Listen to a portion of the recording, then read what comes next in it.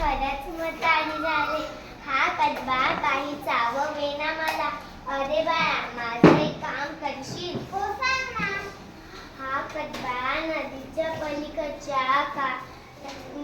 पलीकडच्या कडबाकुट्टीवरून कापून आण, म्हणजे मला नीट चघळता येईल. हो, दे मला बेलने बांधून.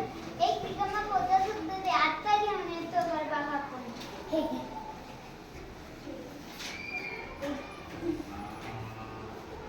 बैल काका, मला नदीच्या पलीकडे जायचंय. नदीला पाणी जादा आलंय का? अरे, काळजी करू नको, गुडघे इतकंच पाणी आहे, आरामात जाशील.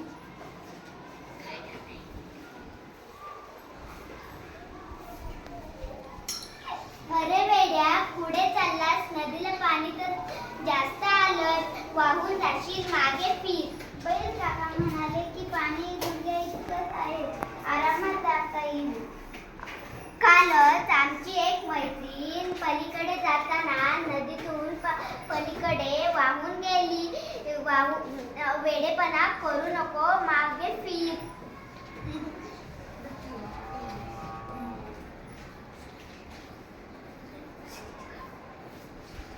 लगेच आला. कडबाकुट्टी बंद होती का? नाही गाई, मी गेलोच नाही. परत आलो नदीपासून. कोण नाही का?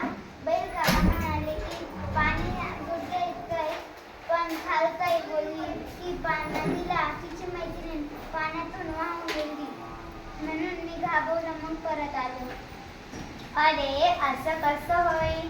सकाळी तर गाढव दादा पाण्यातून इकडे आला. तो म्हणत होता की पोटा इतकं सुद्धा पाणी नव्हतं. थोडासा विचार कर. बैल काका किती उंच आहे आणि खारुताई किती बुटकुलीशी. खारुताई लहान आहे, मग तिला पाणी जास्त वाटणारच ना. तू तर मोठा आहे, तुला तर कळलं पाहिजे.